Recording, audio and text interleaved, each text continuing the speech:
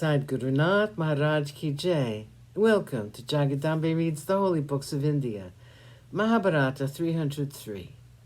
As you may remember, Krishna was warning Dhritarashtra about his sons. Because of their indifference to the advice of good people, they are threatening to destroy the world. If you really want to, my lord, you can control them and ask them to make peace with their cousins. Even a difficult thing can be achieved if there is a will to do it. This peace is in your hands. Please be firm with your sons. Establish your authority. All the people here in this great assembly know how necessary it is for you to assert your authority.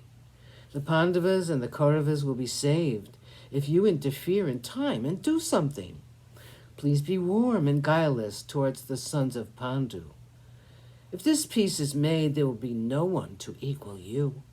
Think of yourself being guarded by the Kauravas and the Pandavas. If you have the protection of the Pandavas, there's nothing you have to fear. With Bhima, Drona, Krupa, Radeya, Vimshati, Ashwatthama, Vikarna, and Somadatta on one side, supported by Jayadratha and Duryodhana, you will have the added support of Yudhishthira, Bhima, Nakula, Sahadeva, and Arjuna, Satyaki, and Abhimanyu. Think of the wonderful army that would be yours.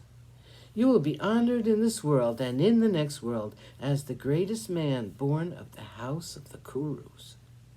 You will be lord of the world, as you are now. Nothing can oppose you, no one can, if you are friendly with the Pandavas. They will conquer for you the world and all its riches. You can be lord of all that.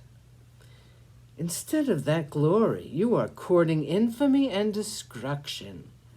What do you get by this split between the two branches of the same tree? What do you gain by this slaughter of the armies on both sides? With your sons killed in the battle by the great Pandavas, what are you going to achieve? Your sons are powerful fighters, but so are the Pandavas. Please avert the ruin threatening the world. I cannot contemplate without a shudder the war between these cousins. All the kings who have assembled here are bent on dying. Can you not save them? Please save the world. The Pandavas are good and full of affection for you. Let your sons and their cousins live in peace. Remember the time when they came to you in distress. They had just lost their father. They have lived as your children. It is but right that you should be a father to these orphans. When they're in trouble, it is you that should comfort them. Do not kill the natural affection that should be present in your heart. You called them to Hastinapura. You sent them on an exile which lasted so many years. They've suffered so much. They still think of you as their father. You must take advantage of this opportunity and make up for all your past wrong actions. You are familiar with all the rules of conduct. It is but right that you should observe them now. You and your sons are not doing the right thing.